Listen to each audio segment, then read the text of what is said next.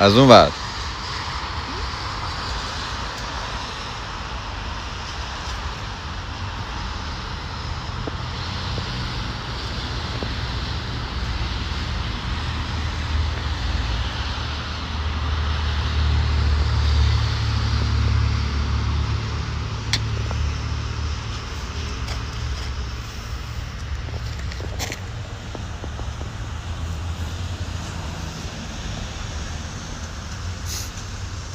Major problem हो रही है वहां पर ईरान में। ईरान का प्रोटेस्ट जो है, ईरान में जो भी इस टाइम पर प्रॉब्लम है, क्या वो सिर्फ ईरान के लिए इंपॉर्टेंट है या ये ग्लोबल रिस्क है? हम इसको समझेंगे एक एक कर। ईरान के अंदर प्रोटेस्ट सिर्फ ईरान का मैटर नहीं है, ये ग्लोबल रिस्क है, क्योंकि Iran is one of the largest oil producer in the world.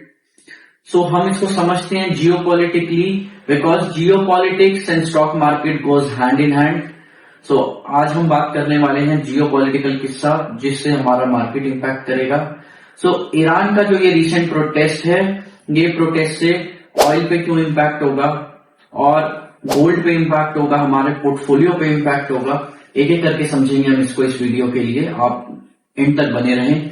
सो सबसे पहले हम समझेंगे ये जो प्रोटेस्ट हो रहा है, ये प्रोटेस्ट एक आप नोट करेंगे अगर, तो पिछले कुछ महीनों से हम ये चीजें देख रहे हैं कि एक टाइम पर ये चीज नेपाल में हुई, बांग्लादेश में हुई, श्रीलंका में भी ऐसा हुआ, पाकिस्तान में भी ऐसा हुआ था कुछ साल पहले, और वेनेजुला में अभी रिसेंट सिमिलर ऑपरेशन किया गया, और अब ईरान में ऐसा ऑपरेशन हो रहा है।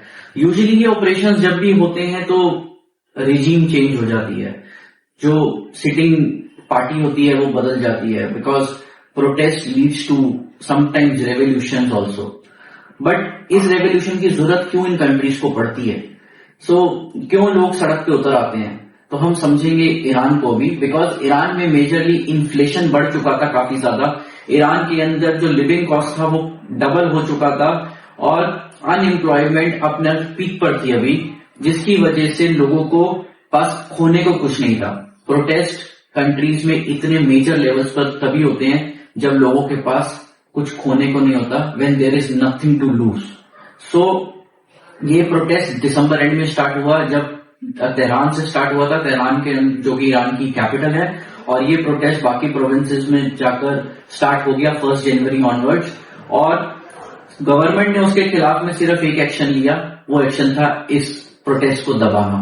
इस प्रोटेस्ट को दबाना सरकार का एक एक्शन था, जिसके लिए उन्होंने नेटवर्क्स बंद किए, मोबाइल के इंटरनेट बंद कर दिया, मीडिया को कवरेज करनी बंद कर दिया, सो जिसकी वजह से वर्ल्ड को पता ना चल सके। लेकिन ह्यूमन राइट ग्रुप से जो पता चल पा रहा है अभी तक कि मास अरेस्ट हुए हैं, एंड इनफैक्ट जो फोर्सेस हैं वहां की, उन्होंने एक्शन लिया है जिसमें कुछ किलिंग्स भी हुई हैं।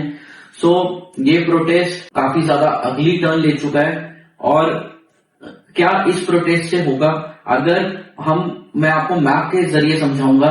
इस ईरान जो है वो मिडल ईस्ट का काफी इंपॉर्टेंट पार्ट है।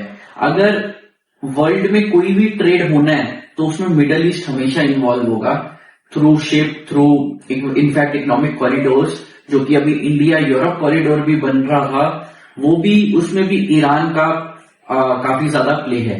सो ईरान काफी इंपॉर्टेंट प्ले करता है। अगर ईरान जलेगा तो आपका ऑयल इंपैक्ट होगा मेजरली, आपका गोल्ड इंपैक्ट होगा, और पोर्टफोलियो भी फाइनली इंपैक्ट होगा।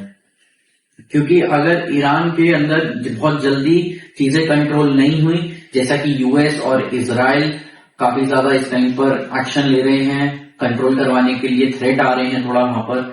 सो अगर ये चीजें कंट्रोल जल्दी हो जाती हैं सो oil will not impact. But अगर ये चीजें कंट्रोल नहीं होती तो ऑयल में बहुत मेजर इंपैक्ट आएगा, और अगर ऑयल में इंपैक्ट आएगा तो इन्फ्लेशन बाकी वर्ल्ड में भी देखने को मिलेगा, क्योंकि ऑलरेडी कमोडिटीज एक्सपेंसिव हो चुकी हैं। मेटल्स जैसे कि gold, silver, copper, aluminium, zinc, lead, almost सारे आपके traditional metals, precious metals, rare earth metals, ये सब एक्सपेंसिव है। अगर ऑयल एक्सपेंसिव हो गया so it will add a fuel in the inflation across the globe. So इस चीज को हमें क्लोजली फॉलो करना है। ईरान इंपॉर्टेंट है वर्ल्ड के लिए, अगर ईरान में आग लगेगी तो इन्फ्लेशन तो पक्का देखने को मिलने वाला है, जिसकी वजह से वर्ल्ड मार्केट्स में इंपैक्ट होगा। वेनेजुला का मैटर अलग था बिकॉज वो 1% भी सप्लाई नहीं देता था, बट ईरान का मैटर बिल्कुल डिफरेंट है। Geopolitically it plays very important role in the world and geopolitics in stock market goes hand in hand, as I always say that. So आप बने रहें हमारे साथ। नेक्स्ट अपडेट जो भी आएगा ईरान के लिए और जो भी डेवलपमेंट होगा, I will make a video on it. Till then, stay safe and wish you all happy trading. Thank you.